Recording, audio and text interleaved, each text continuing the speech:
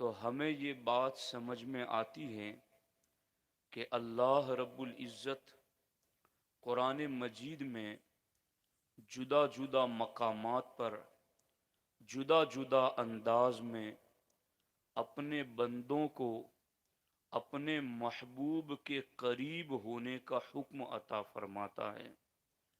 رب ذوالجلال قرآن مجید میں ایک مقام پر ارشاد فرماتا ہے، وَلَوْ أَنَّهُمْ إِذْ ظَلَمُوا أَنفُسَهُمْ جَاءُوكَ، اے میرے بندو، اگر تم گناہ کر کے اپنی جانوں پر ظلم کر بیٹھو، جاؤوک، تو میرے محبوب کی بارگاہ میں حاضر ہو جاؤ، میرے محبوب کی چوکھٹ پر حاضر ہو جاؤ۔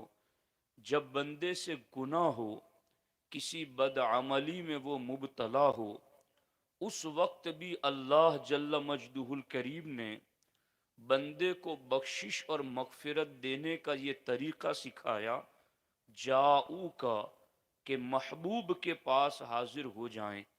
اسی طریقے سے صحابہ کرام میں سے بعض صحابہ نے اللہ کے رسول صلی اللہ علیہ وسلم کی بارگاہ میں اللہ کی معرفت کے حوالے سے سوال کیا، اللہ کی پہچان کے حوالے سے سوال کیا، اللہ کے قرب کے حوالے سے سوال کیا، تو اللہ نے قرآن مجید میں ارشاد فرمایا، وَإِذَا سَأَلَكَ عِبَادِي عَنِّي فَإِنِّي قَرِيب، میرے محبوب، جب بندے تم سے میرے حوالے سے سوال کریں، میرا پتہ پوچھے، میری معرفت اور میری پہچان کی بات کریں، فَإِنِّي قَرِيب، تو میرے محبوب آپ انہیں بتا دیں کہ میں قریب ہوں۔ اس سے کیا پتا چلا؟ اذا سألک، محبوب جو تیرے سائل بن جائیں، تیرے در کے سوالی بن جائیں، تیری چوکھٹ پر آنے والے بن جائیں، فإنی قریب، اب انہیں بتا دو کہ رب قریب ہیں۔ اس مقام پر بھی اللہ کی معرفت کے حوالے سے، اللہ کی پہچان کے حوالے سے صحابہ نے پوچھا تھا کہ رب کی پہچان کیسے ملے، رب کی معرفت کیسے ملے، تو اس وقت بھی اللہ نے کہا وَإِذَا سَأَلَكَ، محبوب میری پہچان اس کو دینا جو پہلے تیرے قریب آ جائیں، پہلے تیرا سوالی بن جائیں۔ اسی طریقے سے آپ قرآن مجید کی درجنوں آیات کو دیکھ سکتے ہیں جن میں اللہ رب العزت نے اس بات کی طرف بندوں کی رہنمائی فرمائی، میرے بندو، رات ہو یا دن ہو، غم ہو یا خوشی ہو، تکلیف ہو یا درد ہو، کسی بھی پوزیشن کے اندر تمہیں میرے محبوب کو طلب کرنا گے، محبوب کا قرب چاہنا گے، محبوب کے قریب آنا گے۔ آج میں اور آپ محفل میلاد میں بیٹھے ہیں، آج ہم اس بات کو جاننے کی کوشش کریں گے کہ صحابہ کرام نے اللہ کے رسول کو طلب کرنے کے لیے، اللہ کے رسول کے قریب آنے کے لیے سرکار کی طلب اور آرزو میں انہوں نے کیا کچھ کیا ہے، اور کتنی مصیبتیں، کتنی تکلیفیں جھیلی ہیں، کہاں کہاں سے سفر کر کے کس کس طریقے سے حضور کے قدموں تک پہنچنے کی کوششیں کی ہیں، تاکہ اس بات کو جان کر کے ہم یہاں ورا سمنی میں بیٹھ کر اس بات کو سیکھ سکیں کہ اگر ہم بھی اپنے نبی کو طلب کریں، اپنے نبی کی آرزو کریں، اپنے نبی کا قرب چاہیں، تو ہمارے لیے طریقہ کیا ہونا چاہیے، ہم کس طریقے سے اپنے نبی سے قریب ہو سکتے ہیں۔ اللہ اکبر! صحابہ کرام کی تاریخ، ان کی ہسٹری، ان کی سیرت اور ان کی زندگی کو جب ہم پڑھتے ہیں تو ہمیں پتہ چلتا کہ وہ دور دراز منزلیں کو، وہ اللہ اکبر اپنا گھر چھوڑنا ہو، اپنا وطن چھوڑنا ہو، اپنے ماں باپ سے کہتے ہیں، ایک مرتبہ یوں ہوا کہ میرے باپ نے مجھے کھیت کھلیان دیکھنے کے لیے بھیجا، فلاں باغ میں جا کے دیکھ کے آؤ، غلام اور مزدور کام کرتے ہیں یا نہیں، کھیتی باڑی صحیح سلامت ہے یا نہیں۔ سلمان فارسی کہتے ہیں میں اپنے گھر سے باہر نکلا۔ دیکھو یاد رکھنا، اس طریقے سے رب ہدایت کے رستے کیسے کھول دیتا ہے، اور رب کس طریقے سے بندے کے لیے منزل پر پہنچنا آسان فرما دیتا ہے۔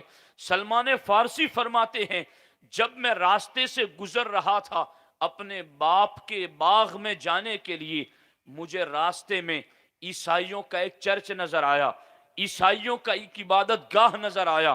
میں نے ان کی عبادتوں کو دیکھا، وہ نماز پڑھ رہے ہیں، وہ تسبیح پڑھ رہے ہیں، وہ اللہ اکبر ذکر و اذکار میں مصروف ہیں۔ سلمان فارسی کہتے ہیں مجھے ان کا عبادت کا انداز بہت پیارا لگا، میں باغ جانا بھول گیا، گھر واپس پلٹنا بھی بھول گیا، ان کی عبادت گاہ میں بیٹھ کر کے ان عیسائیوں کے پر لطف عبادت کے انداز کو دیکھتا رہا۔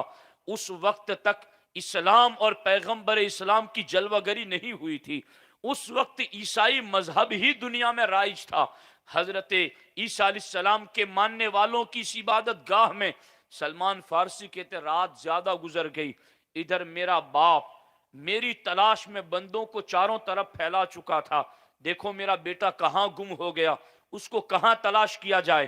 سلمان فارسی رضی اللہ تعالی عنہ فرماتے گئے رات گئے میں جب گھر پہنچا میرے باپ نے پوچھا کہاں گئے تھے، کہا میں تو عیسائیوں کی عبادت گاہ میں ان کی عبادت کے منظر دیکھ رہا تھا، مجھے وہ بہت پسند آئے، اس لیے میں تو ان کی عبادات کے مناظر ہی دیکھتا رہا۔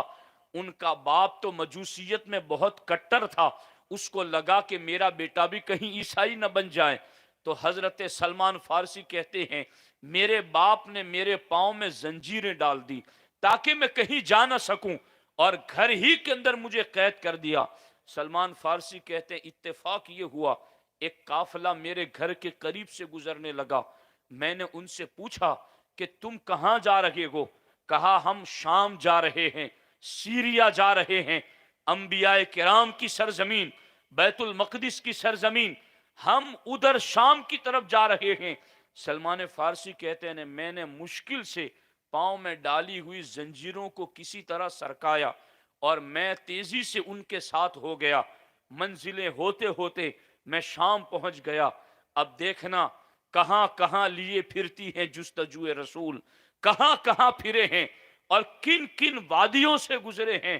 یہ عشق نہیں آسان، بس اتنا سمجھ لیجئے ایک آگ کا دریا ہے اور ڈوب کے پار جانا ہے۔ عشق رسول علیہ السلام، طلب رسول علیہ السلام، جستجوئے رسول علیہ السلام، قرب رسول علیہ السلام، یہ اتنا آسان نہیں ہے۔ تمہیں کوئی زخم بھی نہ لگے، تمہیں کوئی درد بھی نہ ہو، تمہیں کوئی تکلیف بھی نہ ہو، اور پھر تمہیں قرب رسالت بھی مل جائے، تمہیں اپنے آقا کی طلب کا ذوق اور مٹھاس بھی مل جائے۔ سلمان فارسی رضی اللہ تعالیٰ عنہ ان کی سیرت ہمیں یہ بتاتی ہے کہ سلمان فارسی جب شام میں پہنچے تو آپ نے قافلے والوں سے کہا میں تو اجنبی ہوں، میرا تو یہاں کوئی نہیں ہے، تم مجھے کسی چرچ میں پہنچا دو، کسی عبادت گاہ میں پہنچا دو، بس میں وہیں پادری کی خدمت کروں گا اور عبادت میں مصروف رہوں گا۔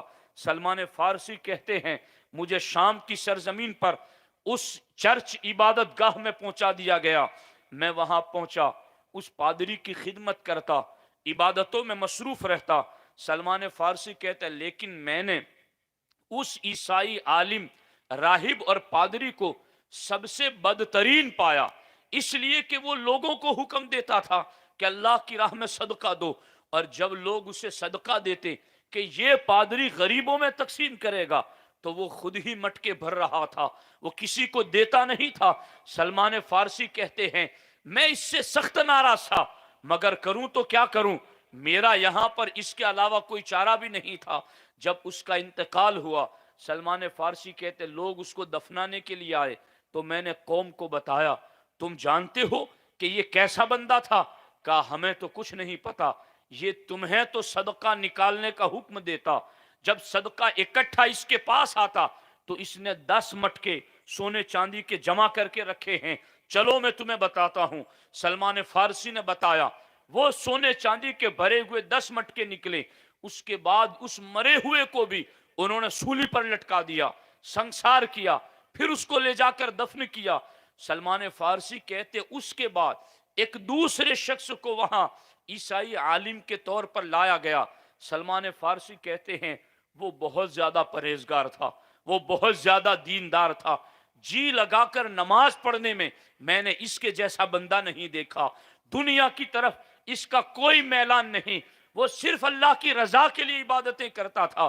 سلمان فارسی کہتے ہیں جب اس کے انتقال کا وقت قریب آیا تو میں اس کے قریب بیٹھ گیا، میں نے کہا تیرے جیسا پرہیزگار میں نے کسی کو نہیں دیکھا، لیکن تیرے انتقال کا وقت قریب آ گیا، اب تو ہی مجھے بتا کہ میں تیرے بعد کس کے پاس جاؤں گا، تیرے جیسا مجھے کہاں ملے گا، میں کس کی خدمت کر کے تیرے جیسی عبادت حاصل کر سکوں گا۔ اس نے کہا اگر تو میرے جیسے بندے کے پاس رہنا چاہتا ہے تو موصل چلا جا، موصل ایک شہر ہے، تو وہاں چلا جا، وہاں فلاں چرچ کے اندر ایک عبادت گزار تجھے ملے گا، میرا نام لینا، وہ میرے نقش قدم پر ہیں، تو اس کی خدمت کرنا تو تجھے میرے والا قرب ملے گا۔ سلمان فارسی کہتے ہیں اس کے دفن کرنے کے بعد میں موصل پہنچا، موصل والا بھی پرہیزگار نیک تھا، لیکن جب اس کے بھی انتقال کا وقت قریب آیا تو میں نے اس سے کہا کہ میں تو شام میں تھا اور شام والے کے کہنے پر میں موصل آیا، لیکن اب تیری انتقال کی گھڑیاں قریب ہیں، تیرے بعد میں پھر کس کے پاس جاؤں گا؟ کہا اب تو اگر میرے بعد کسی کے پاس جانا چاہتا ہے تو تو میرے بعد نصیبین میں چلا جا، نصیبین کے علاقے میں تجھے میرے طریقے کا ایک بندہ ملے گا اور وہاں تیری رہنمائی ہوگی۔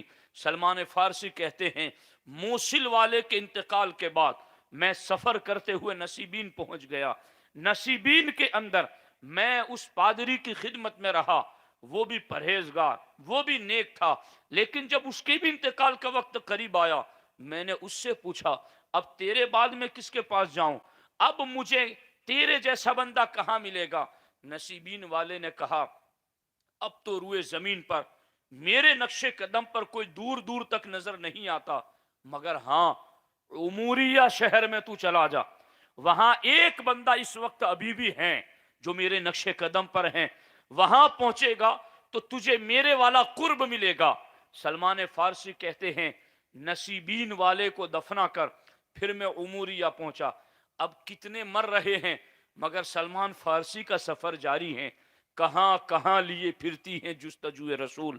سلمان فارسی فرماتے ہیں جب میں اموریہ پہنچا تو اب یہاں معاملہ یہ تھا کہ میں نے یہاں والے کی خدمت کی، یہ بھی بڑا پرہیزگار بڑا نیک تھا، جب اس کے بھی انتقال کا وقت قریب آیا میں نے پوچھا اب تم مجھے کس کے پاس جانے کی وصیت کرتے ہو؟ اس نے کہا اب تو کوئی نہیں ہے، میں جس کے پاس تجھے بھیجوں اور اس کی خدمت میں تو رہ کر اللہ کا قرب حاصل کریں، لیکن ہاں اب غم زدہ ہونے کی ضرورت نہیں، اب نبی آخر الزماں کی ولادت کا وقت قریب آ چکا ہے، آخری نبی کی جلوہ گری کا وقت قریب آ چکا ہے، بس میں تجھے نشانیاں بتاتا ہوں وہ کس علاقے میں آئیں گے، میں تجھے نشانیاں بتاتا ہوں کہ اس نبی کی ذات میں علامات کیا ہوں گی تاکہ تو اس نبی تک پہنچ جائے۔ سلمان فارسی کہتے ہیں مجھے ضرور بتاؤ تاکہ میں اس نبی تک پہنچ جاؤں۔ اللہ اکبر، حضور تک پہنچنے کے لیے حضور کی جستجو اور طلب کے اندر کتنی سخت وادیوں سے گزرے ہیں، کتنے کٹھن مراحل سے گزرے ہیں۔ وہ اموریہ والا کہتا ہے سلمان جو نبی آخر الزماں تشریف لائیں گے وہ دو پتھریلی زمینوں کے درمیان تشریف لائیں گے، پہاڑوں والے علاقے میں تشریف لائیں گے، نخلستان میں جگہ جگہ پر کھجوروں کے باغات اور درخت ہوں گے، اس علاقے میں وہ نبی تشریف لائیں گے، اور اس نبی کی علامتوں میں سے ایک علامت یہ ہوگی کہ وہ صدقہ نہیں کھائیں گے، ہدیہ قبول کریں گے، اور ان کی نبی ہونے کی ایک علامت یہ ہوگی کہ ان کے دونوں کندھوں کے درمیان مہر نبوت کا نشان موجود ہوگا۔ تم یہ علامتیں ہیں، ان کے پاس چلے جاؤ۔ سلمان فارسی رضی اللہ تعالیٰ عنہ فرماتے ہیں اس کے اموریہ والے کے انتقال کے بعد ایک قافلہ بنو کلب کا وہاں سے گزر رہا تھا جو حجاز اور عرب سے یہاں آیا ہوا تھا۔ میں نے اس قافلے والوں سے کہا یہ میرے پاس جتنی بھی بکریاں ہیں، یہ جتنی بھی گائے اور جانور ہیں، وہ سارے کے سارے میں تمہیں دے دیتا ہوں، बस तुम मुझे इस जगह पहुंचा दो जिस जगह का पता मुझे बताया गया है।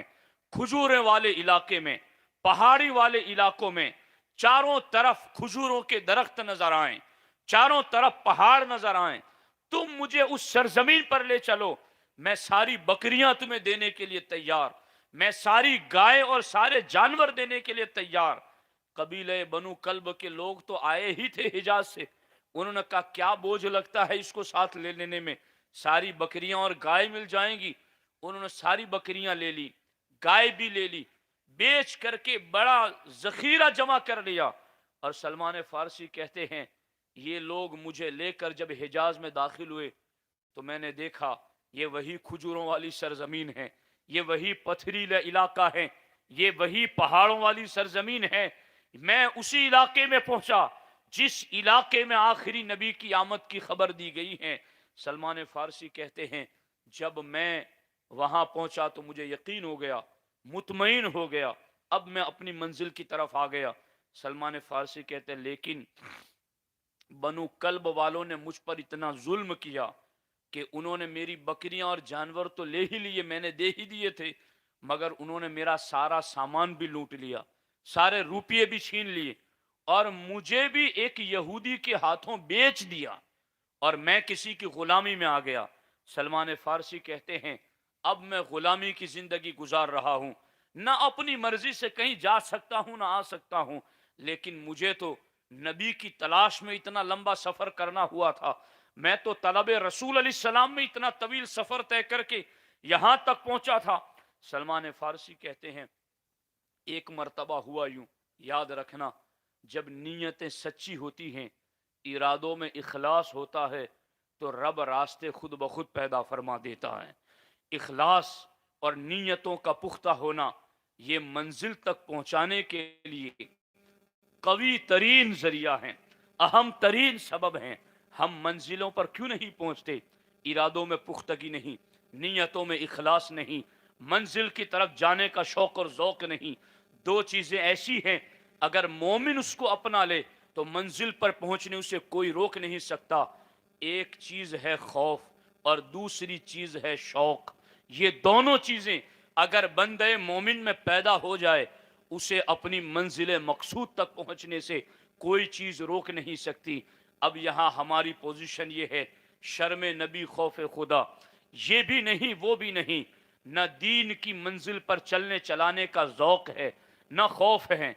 अब देखो यहाँ पर सलमान फारसी की सीरत हमें क्या सिखा रही है कि सच्चा जज्बा हो तो मंजिलें कैसे बढ़कर इस्तेकबाल करती हैं। मुझे तो बेच दिया गया था यहूदी के यहाँ। सलमान फारसी कहते मगर मेरा आका और मालिक जो यहूदी था उसके यहाँ मदीने से उसका कोई रिश्तेदार यहूदी आया और इस मेरे आका ने मदीने से आने वाले यहूदी के हाथों मुझे बेच दिया। सलमान फारसी कहते खुदा का शुक्र मैं बिकते बिकाते ही महबूब के शहर में पहुंच गया। मैं किसी भी तरह से गुलामी की जंजीरों में जकड़ा हुआ ही सही लेकिन शहर रसूल अलैहिस्सलाम तक पहुंच गया। सलमान फारसी कहते जब मैं मदीने पहुंचा तो अब वहां की पोजीशन ये थी कि वहां भी मैं गुलामी में था और मुझे मदीने में पता चल गया कि मक्के में नबी जलवागर हो चुके हैं, मक्के में नबी ने नबूवत का ऐलान कर दिया है। लेकिन सलमान फारसी कहते हैं मैं करूं तो क्या करूं, मैं तो अपनी मर्जी से जा ही नहीं सकता था, किसी की गुलामी में था। सलमान फारसी कहते हैं गुलामी में रात दिन गुजरते रहे यहां तक कि वो वक्त आया कि मेरे मालिक का चचाजाद भाई मदीने में एक जगह से अपने भाई के पास आया। सलमान फारसी कहते हैं मैं अपने मालिक के बाग में खजूरों के दरख्त पर खजूरें तोड़ने के लिए चढ़ा हुआ था। मेरा मालिक खजूर के दरख्त के नीचे था। उसके चचाजाद भाई ने आकर बताया तुझे कुछ पता चला? क्या हुआ? कहा एक मुसाफिर मक्के से हिजरत करके यहां आए हैं और औसो खजरज का सत्यानाश हो, उन्होंने उनका कलमा पढ़ लिया, उनकी नबूवत को मान लिया और उनके इर्द गिर्द लोग जमा हो गए हैं। सलमान फारसी कहते हैं वो चचाजाद भाई मेरे मालिक को बता रहा था और ऊपर मैंने जब मदीने में नबी की आमद की खबर सुन ली। सलमान फारसी कहते हैं मुझ पर वज्द तारी हो गया, यूं लगा कि मैं दरख्त से नीचे गिर जाऊंगा। मैं तेजी के साथ नीचे उतरा और अपने मालिक से पूछा, ये किसकी बात कर रहे हैं, कौन आए हैं, किसने नबूवत का दावा किया है। सलमान फारसी कहते इतनी बात सुनी थी कि मेरे मालिक ने एक जन्नाटेदार तमाचा मेरे मुंह पर रसीद किया और मुझे कहा, तुम गुलाम हो, अपना काम से काम रखो, तुम्हें क्या पड़ी है कि कौन आया और किसने क्या किया। सलमान फारसी कहते मैं गुलामी में था, कुछ करूं तो कैसे करूं और क्या कर सकता था। इस तरीके से भी हुजूर की तलब में सहाबा ने जिंदगी गुजारी है। हम किन तकलीफों में हैं, हमें कौन सी परेशानियां हैं, फिर भी हुजूर की तलब का कोई ज़ौक नहीं, कोई शौक नहीं और कोई तलब नहीं, कोई जुस्तजू नहीं। सलमान फारसी कहते शाम हुई तो मेरे दिल में सच्ची तड़प थी, जो आए हैं नबी बनकर, जिन्होंने नबूवत का ऐलान किया है और मदीने में आ गए हैं। सलमान फारसी कहते हैं मैं तो मक्का उनके कदमों तक न पहुंच सका, मगर वो नबी खुद करम करते हुए मदीना तशरीफ ले आए। सलमान फारसी फरमाते हैं मैंने खजूरों का एक तबक भर लिया और लेकर के पहुंचा। हुजूर अलैहिस्सलातु वस्सलाम अपने सहाबा की अंजुमन में तशरीफ फरमा है और सरकार दो आलम सल्लल्लाहु अलैहि वसल्लम के सामने मैंने खजूरों का तबक रखते हुए कहा, मैंने सुना है कि आप मुसाफिर हैं, अकेले हैं, आपके साथी भी हैं, मैंने चाहा कि मुसाफिरों की मदद करूं तो मैं ये खजूरें लेकर आया हूं, ये सदक़े की खजूरें हैं, ये आपकी खिदमत में पेश करता हूं। सलमान फारसी को उमूरिया वाले ने बताया था कि आखिरी नबी की अलामत ये होंगी, वो सदका नहीं खाएंगे, हदिया कबूल करेंगे, खाएंगे, और दोनों शानों के दरमियान मोहरे नबूवत की अलामत होगी। सलमान फारसी कहते मैंने सदका कह करके खजूरों का तबक सामने रखा तो उस नबी ने वो खजूरें अपने सहाबा में तकसीम कर दी, एक भी खजूर खाई नहीं। सलमान फारसी कहते हैं मेरे दिल ने यकीन कर लिया, एक निशानी पूरी हो गई, एक अलामत मैंने देख ली। दूसरे दिन सलमान फारसी कहते हैं मैंने फिर तबक भरा खजूरों का और फिर लेकर हुजूर की बारगाह में पहुंचा, कहा ये आप लोग मुसाफिर हैं, मैं आपकी मदद के लिए लाया हूं, ये मेरी तरफ से हदिया है, आप इसे कबूल फरमाएं। सलमान फारसी कहते हैं मैंने हदिया कहकर दिया तबक खजूरों का और टिकटिकी बांध कर देखता रहा, अब वो खाते हैं या खिला देते हैं। सलमान फारसी कहते हैं मैंने देखा कि अल्लाह के नबी अलैहिस्सलातु वस्सलाम ने खुद भी खजूरें खाई और अपने सहाबा में भी तकसीम फरमाई। सलमान फारसी कहते हैं मेरा दिल मुतमईन हो गया कि ये दूसरी अलामत पूरी हो गई, ये दूसरी निशानी मैंने देख ली। अब सलमान फारसी कहते हैं तीसरी निशानी देखना बाकी था, मगर उसका देखना इतना आसान नहीं था, वो देखूं तो कैसे देखूं। सलमान फारसी कहते एक दिन मैं अपने मालिक के यहाँ से निकला हुजूर की बारगाह में जाने के लिए, तो मुझे पता चला कि अल्लाह के रसूल अलैहिस्सलातु वस्सलाम एक जनाजे में तशरीफ़ ले गए हैं। वो कितने खुशनसीब होंगे जिनके जनाजों में खुद नबियों के इमाम आते होंगे, उनके जनाजे पढ़ाते होंगे, और वो कैसे सआदतमंद सहाबाए किराम। सलमान फारसी फरमाते हैं कि जब मैं गया वहाँ पर तो देखा कि अल्लाह के रसूल अलैहिस्सलाम तदफीन के वक्त वहाँ तशरीफ़ फरमा है और सरकार के जिस्म पुरनूर पर चादरें पड़ी हुई हैं। सलमान फारसी कहते हैं मेरे दिल की आरजू थी कि मैं हुजूर की मोहर नबूवत को देखूं, लेकिन कहूं तो कैसे कहूं, करूं तो क्या करूं।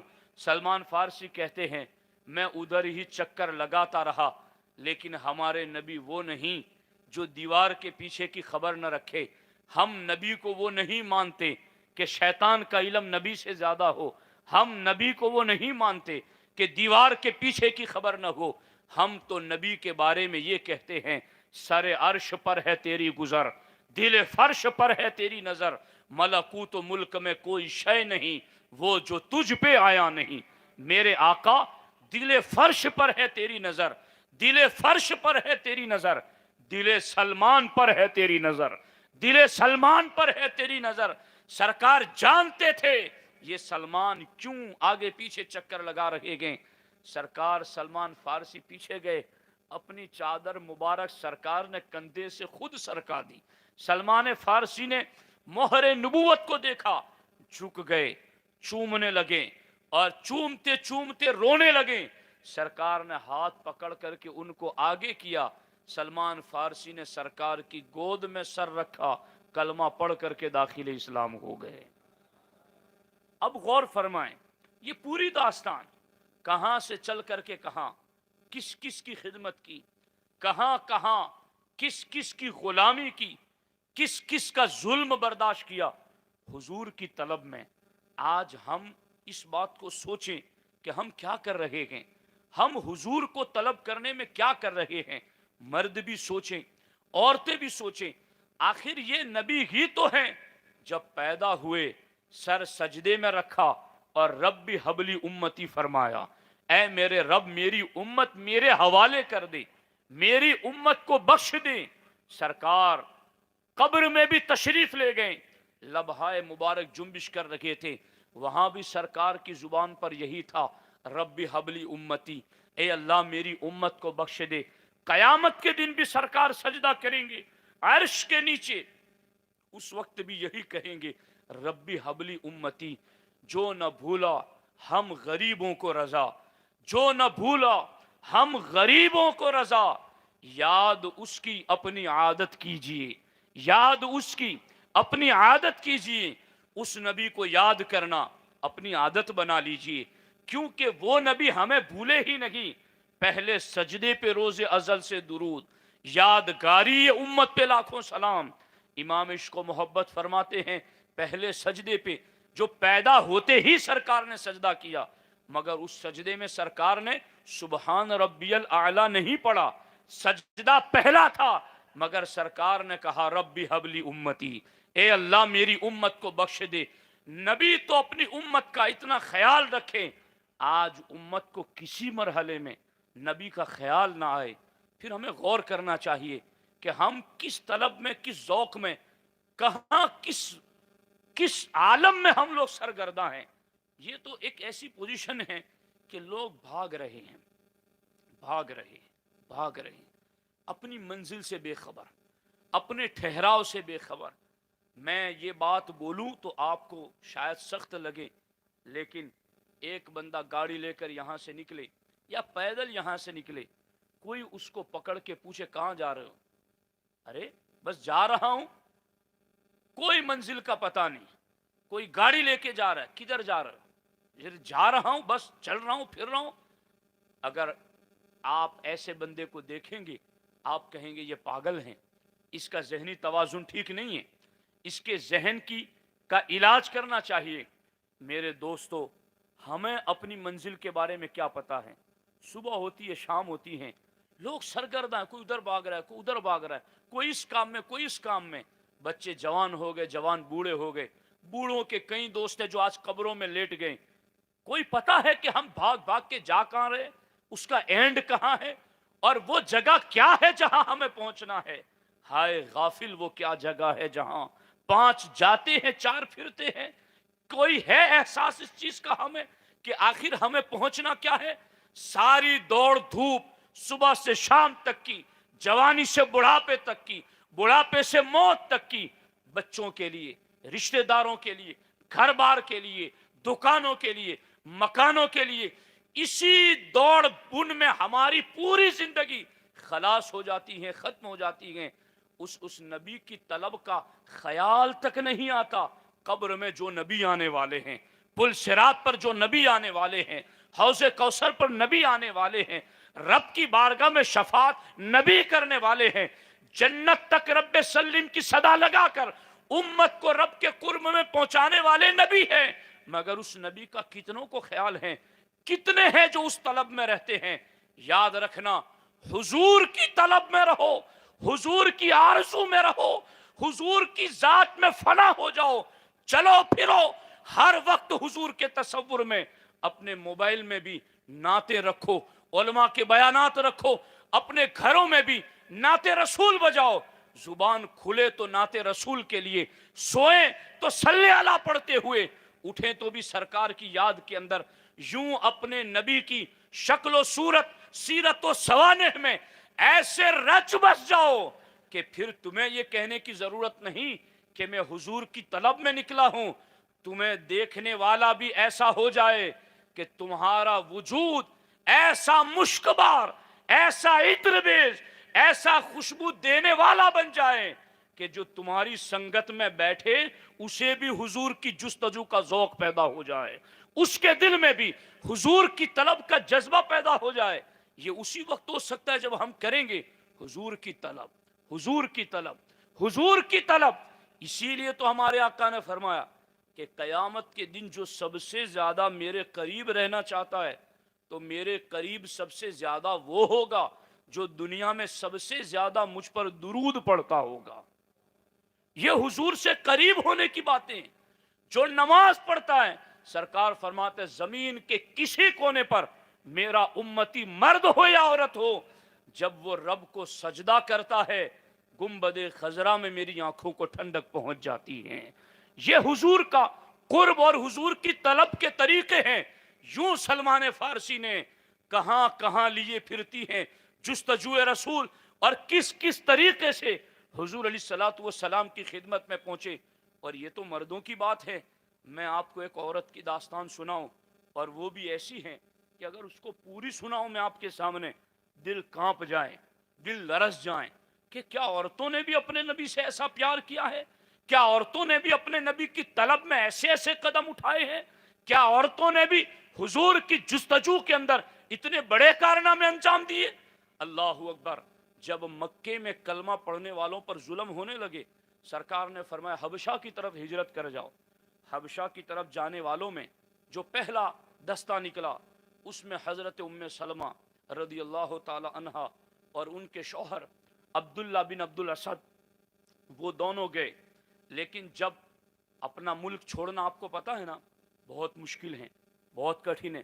آدمی 5-10 سال باہر بھی جاتا ہے پھر بھی اپنے ملک پلٹ کر واپس آتا ہے، وہاں کی خوشحالی میں اس کو وہ لذت نہیں ملتی جو اپنے گاؤں کے کانٹوں کو دیکھ کر کے بھی اسے لذت ملتی ہے، کیونکہ ایک وطن سے فطری پیار ہوتا ہے۔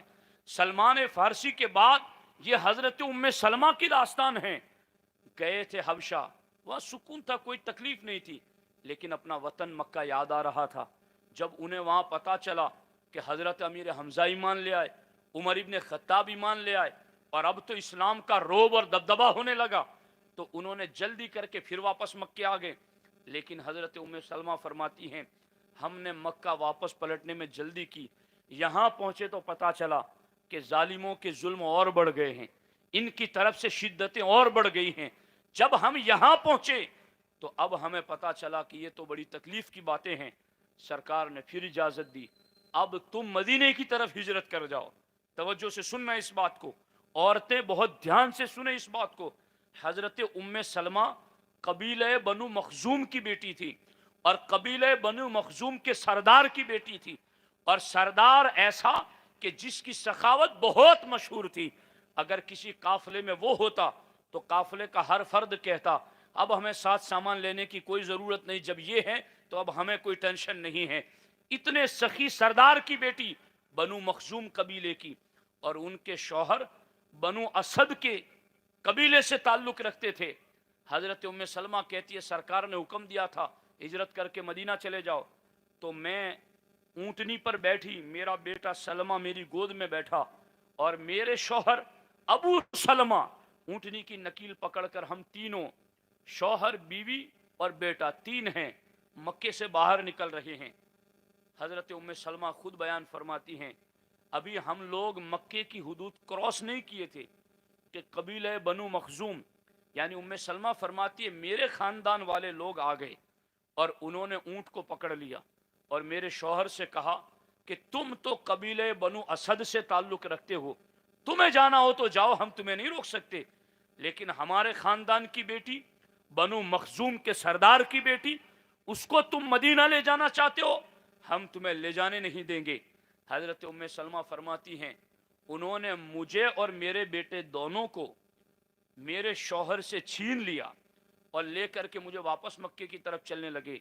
ام سلمہ فرماتی ہیں میں اور میرا بیٹا دونوں اپنے شوہر سے جدا ہو گئے، لیکن میرے شوہر کے دل میں جو نبی کے حکم پر مدینہ جانے کا سچا جذبہ طلب تھا، سچی آرزو تھی، میرے شوہر نے ایک قدم واپس نہیں پلٹایا، بلکہ مجھے میرے قبیلے والے واپس لے گئے۔ تو میرے شوہر حضور کے حکم پر ہجرت کرتے ہوئے مدینہ پہنچ گئے۔ اب حضرت ام سلمہ فرماتی ہے جب مجھے بنو مخزوم کے لوگ لے کے گھر جانے لگے تو ادھر بنو اسد کے لوگ آ گئے جو میرے شوہر کے خاندان والے تھے۔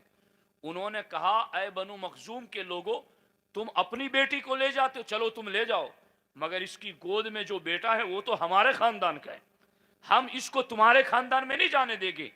ام سلمہ فرماتے ہیں میرا بیٹا بھی مجھ سے چھین کر لے گئے۔ اب ایک ماں ہے، چھوٹا بیٹا ہے، وہ بھی جدا ہو گیا، شوہر ہیں وہ بھی جدا ہو گئے۔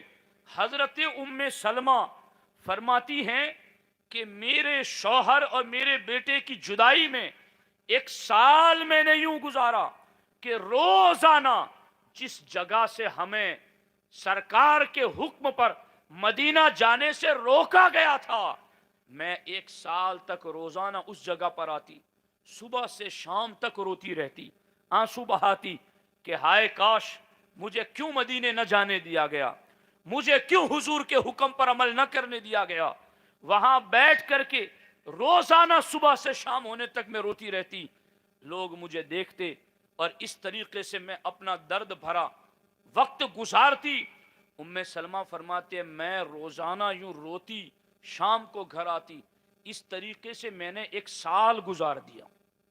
1 سال کوئی معمولی دن ہوتا ہے؟ کوئی معمولی وقت ہوتا ہے؟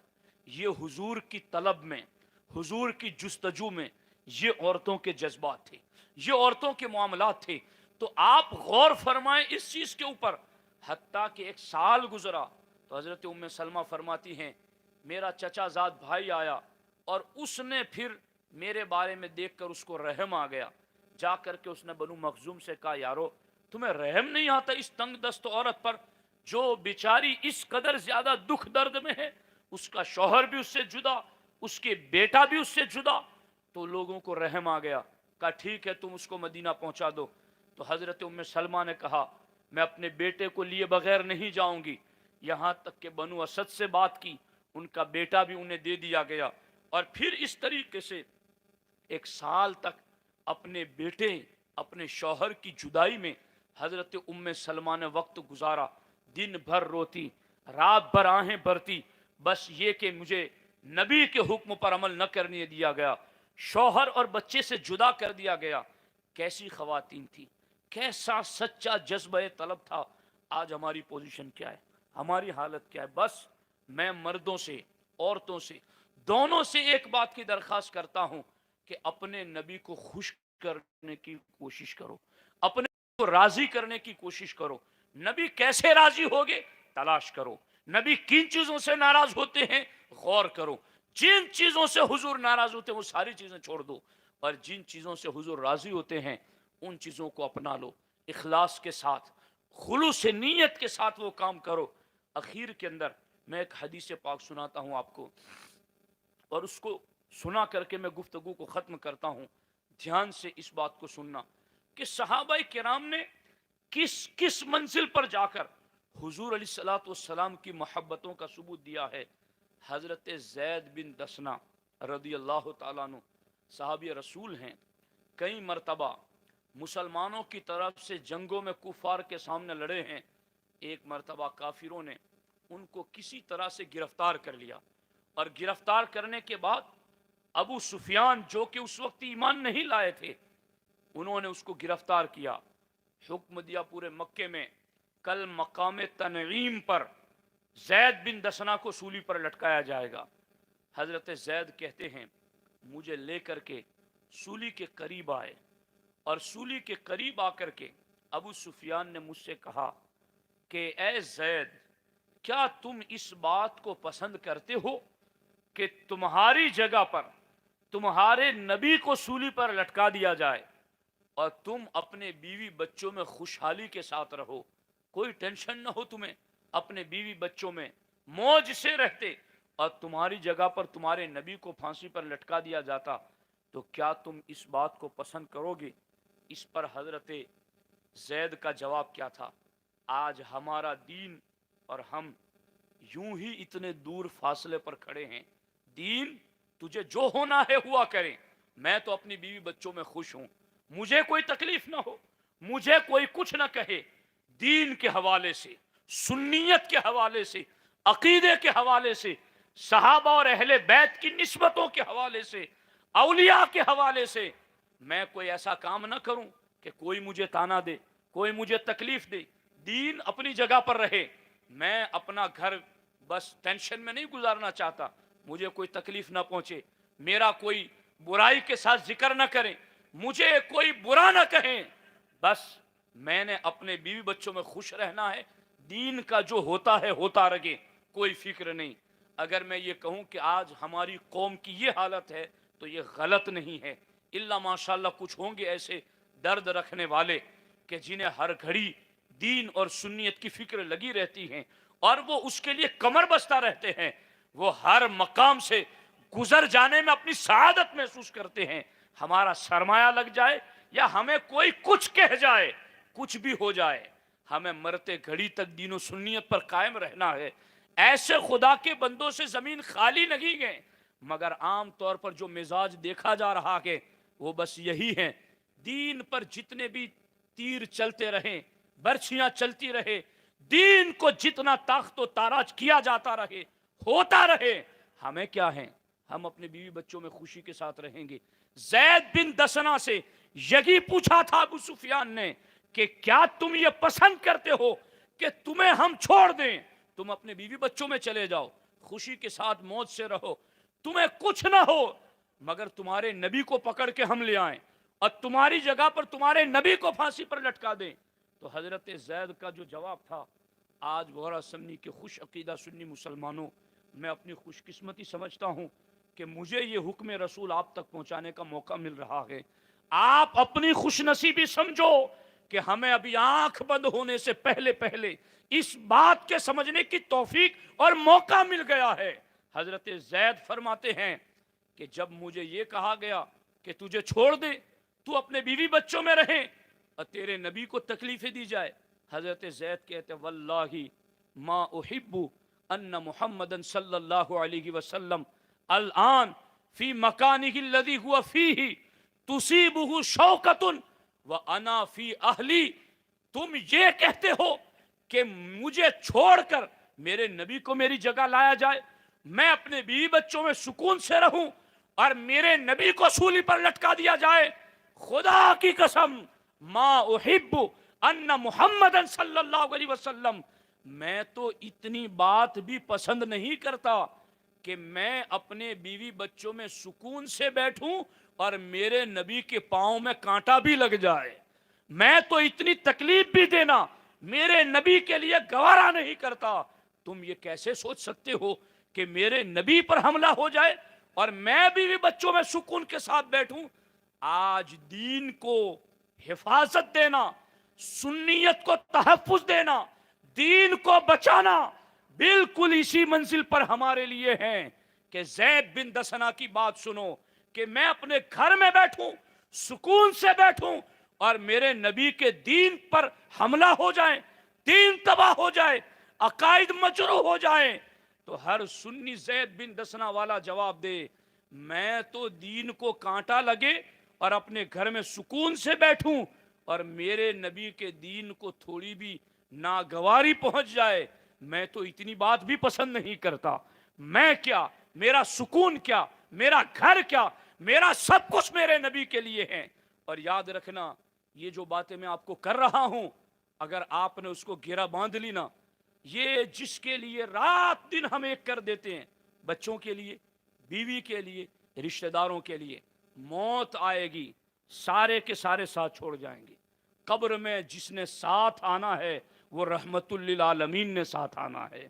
हश्र में जिन्होंने काम आना है वो नबी ने काम आना है। पुल सिरात पर जिन्होंने काम आना है वो नबी ने काम आना है। हौज़े कौसर पर उम्मत को जाम जिसने पिलाना है वो नबी उम्मी सल्लल्लाहु अलैहि वसल्लम ने पिलाना है। इसलिए उस नबी की तलब में, उनके ज़ौक़ में, उनके शौक़ में, उनकी जुस्तजू में मस्त और अलस्त हो करके अपनी ज़िंदगी को हमें गुजारने की ज़रूरत है। हमारी ज़िंदगियां बहुत बीत चुकी हैं, पता नहीं कब मौत का फरिश्ता आ जाए और कब हम यहाँ से चल पड़े। मुझे तो अफसोस इस चीज़ पर होता है, جب میں کبھی کبھی لوگوں کی زبان سے یہ لفظ سنتا ہوں کہ کونے جو مڑوا پچی سون تھا چاہیے، یہ کفر ہے، یہ کفر ہے، یہ کفر ہے، چاہے وہ پھر داڑھی رکھنے والا شخص ہو، حاجی نمازی ہو، اس کا نام کوئی اسلامی نام ہو، مگر یہ بات اگر وہ کوئی کرتا ہے کہ کس نے دیکھا مرنے کے بعد کیا ہونا ہے، یار یہ مول صاحب لوگ تو کہتے رہتے ہیں، ان کی باتوں پر نہیں دیکھنا، ہمیں تو سماج دیکھنا ہے، ہمیں اپنا خاندان دیکھنا ہے، اور مرنے کے بعد کیا ہونا ہے کس نے دیکھا، انجوائے کر لو، لائف ہے اپنی، بس خوشی سے مست رہو، یہ باتیں کفر ہے۔ یہ بچے جو ہمارے مکتب میں پڑھتے ہیں، آپ کو پتہ نہیں کہ جب ان بچوں کو ایمان مفصل پڑھاتے تو کیا پڑھتے ہیں؟ آمنت باللہ وملائکتہ وکتبہ ورسلہ والیوم الآخر والقدر خیرہ وشرہ من اللہ تعالی والبعث بعد الموت، والبعث بعد الموت، والبعث بعد الموت۔ میں ایمان لایا اس چیز پر کہ مرنے کے بعد اٹھنا حق ہے، مرنے کے بعد اٹھنا حق ہے، اور میں یہ سمجھتا ہوں کہ ساری ہماری جو عمل کی کمزوریاں، عقیدے کی کمزوریاں، یہ ساری ایک ہی جڑ ہیں کہ آخرت پر ایمان مضبوط ہو جائے تو پھر نیند سے اٹھ کر مسجد پہنچنا آسان ہو جائے، اللہ رسول کے حقوق، بندوں کے حقوق ادا کرنا آسان ہو جائے، کیونکہ وہ جانے گا کہ ایک دن آئے گا جب حساب کتاب دینا ہے، اور جس رب کی بارگاہ میں حساب دینا ہے وہ ہر کھلے چھپے کو جانتا ہے، وہ ہر چھوٹے بڑے کو جانتا ہے، اور اس کی بارگاہ میں انصاف ہے، تو وہ بندہ ڈرے گا، عملیات میں بھی مضبوط ہوگا، ایمانیات میں بھی مضبوط ہوگا۔ تو دوستو یہ تو ایک مستقل ٹاپک ہے کہ مرنے کے بعد اٹھنا حق ہے، انشاءاللہ میں کبھی آؤں گا تو اس پر تفصیلی بات آپ کے سامنے کروں گا کہ مرنے کے بعد اٹھنا حق ہے، اور میں تو یہ چاہتا ہوں اس ٹاپک پر مسلسل گفتگو ہونی چاہیے، مہینوں مہینے اس پر گفتگو ہونی چاہیے۔ میرے کئی پروگرامات، تقریریں ہمارے ہیرا اسلامک جمبو سر پر اس ٹاپک پر موجود ہے، آپ سنیے، اور کبھی مجھے موقع ملا تو میں آپ کے درمیان بھی اس پر تفصیلی گفتگو کروں گا۔ مرنے کے بعد اٹھنا حق ہے، بس اتنی بات نظر میں رکھو۔ اور کون سا ذریعہ ایسا ہے جس سے ہم اپنے نبی کے قریب ہو جائیں، اپنے نبی کی طرف میں کچھ وقت ایسا نکالو آپ کہ جس میں آپ کو کوئی نہ دیکھ رہا ہو، تنہائی ہو، اور آپ اپنے نبی پر درود اس طریقے سے پڑھ رہے ہو کہ آپ کی آنکھیں بند ہو، زبان پر درود اس طریقے سے ہو کہ جس نبی پر درود پڑھ رہے ہو ان کی طرف دل دماغ دونوں حاضر ہو۔ درود اس طریقے سے ہی پڑھنا ہے۔ یہ جو ہم لوگ پڑھتے ہیں نا الصلاۃ والسلام علیک یا رسول اللہ، تو یہ کیا مطلب اس کا؟ درود و سلام ہو اے نبی آپ پر، آپ پر، یہ خطاب، یہ مخاطب، یعنی اگر کوئی شخص کسی کو یہ خطاب کرے کہ اے بھائی ادھر آؤ، اے زید، اے بکر ادھر آؤ، اب جب یہ کہا کہ اے زید ادھر آ، اب وہ جب پاس میں آ گیا، اس نے کہا کہ کیا ہوا؟ کہا کیا ہوا؟ آپ بھی سامنے سے اس کو سوال کرنا شروع کر دے، کیا ہوا؟ کہا آپ نے بلایا؟ کہا نہیں، میں تو آپ سے مخاطب نہیں ہوا، میرے تو ذہن و دماغ میں آپ کا تصور نہیں تھا۔ اگر 3 مرتبہ 4 مرتبہ آپ ایک دن میں اس طرح کریں گے، پوری بستی والے جان جائیں گے کہ یہ پاگل ہو گیا ہے، کہ جس سے بات کرتا ہے اس کا تصور اس کے دماغ میں نہیں آتا۔ تو کیا مطلب؟ جس سے خطاب کیا جائے، ابھی میں آپ سے مخاطب ہوں، آپ سے بات کر رہا ہوں، تو آپ میرے ذہن میں ہیں اور آپ کے ذہنوں میں میں ہوں، تو جس سے بات کی جاتی ہے اس کا ذہن میں تصور ہوتا ہے۔ یہ امتی کیسا ہے؟ حضور سے مخاطب ہو کر کے درود و سلام پڑھ رہا ہے اور حضور کا تصور ہی نہیں ہے دل میں۔ روحانیت اس لیے ہمیں نہیں مل رہی ہے، حضور کی محبت کا لطف اور ذوق اس لیے ہمیں نہیں مل رہا۔ اس لیے ساتھیوں، ابھی میں نے دیکھا مسجد پہنچا، بڑی تعداد میں عاشقان رسول مسجد سے نکلے۔ میں نے زبیر بھائی سے پوچھا تو انہوں نے بتایا کہ درود شریف کی محفل روزانہ ہوتی ہے۔ الحمدللہ، کتنی پیاری عادت ہے اور کتنا بہترین طریقہ ہے۔ کاش کہ اس میں ہر مومن شریک ہو، ہر مومن اپنے نبی پر درود پڑھیں۔ عورتیں بھی گھروں میں روزانہ عادت بنائیں، 313 مرتبہ حضور پر کم از کم درود شریف پڑھنے کی عادت روزانہ کی بنائیں، نمازیں ادا کریں اور اپنے آقا علیہ الصلوۃ والسلام کو طلب کریں حضور کے شوق میں، حضور کے ذوق میں۔ اب یہ بھی ایک مستقل ٹاپک ہے نا کہ حضور کو اصل میں ہم لوگوں کی پوزیشن کیا ہے کہ ہمارے مرد ہو یا ہماری عورتیں ہوں، سیریلوں میں دیکھتے ہیں لوگوں کو، پکچروں میں دیکھتے ہیں لوگوں کو، تو پھر ان کی محبت میں دیوانے ہو جاتے ہیں، ان کے جیسے بال لٹکھٹ، ان کے جیسے کپڑے۔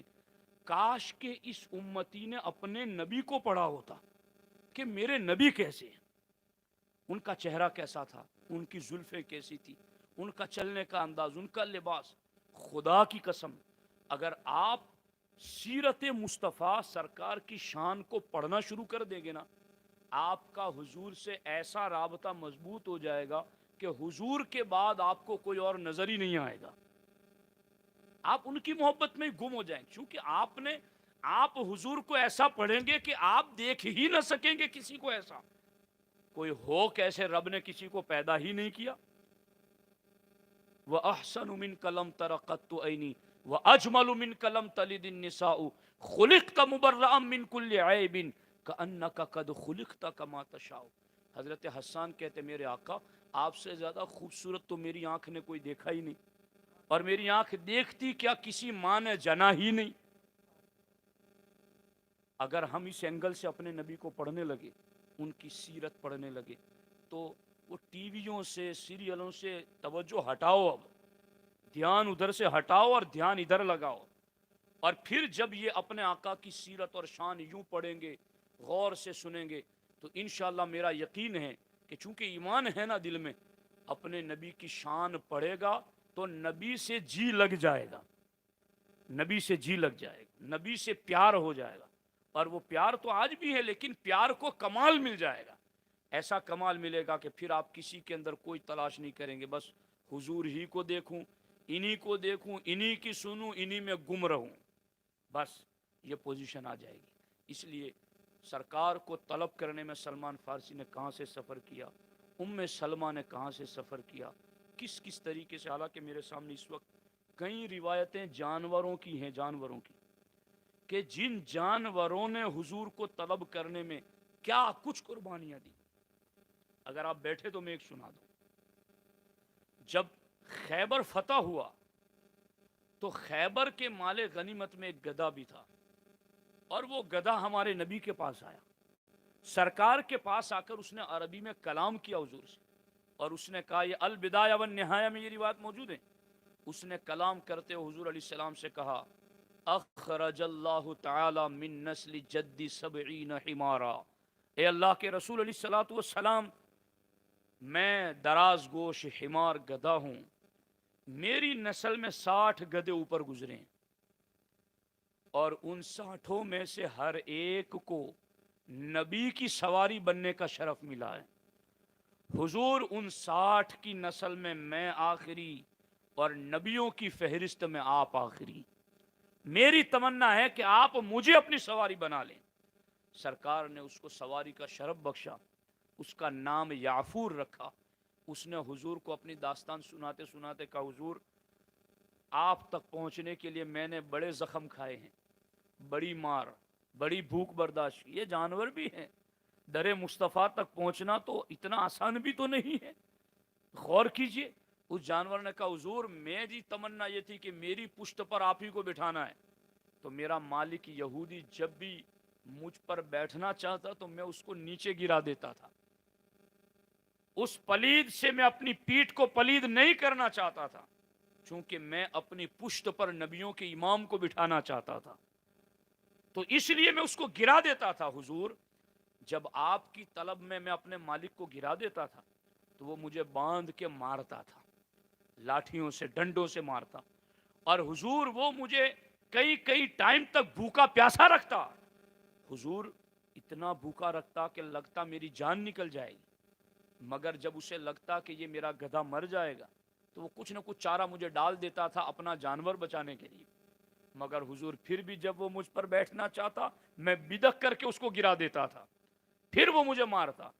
حضور میں نے بڑی مار کھائی ہیں، بڑی ضربیں کھائی ہیں، بہت بھوک کاٹی ہیں، بس آپ تک پہنچنے کے لیے۔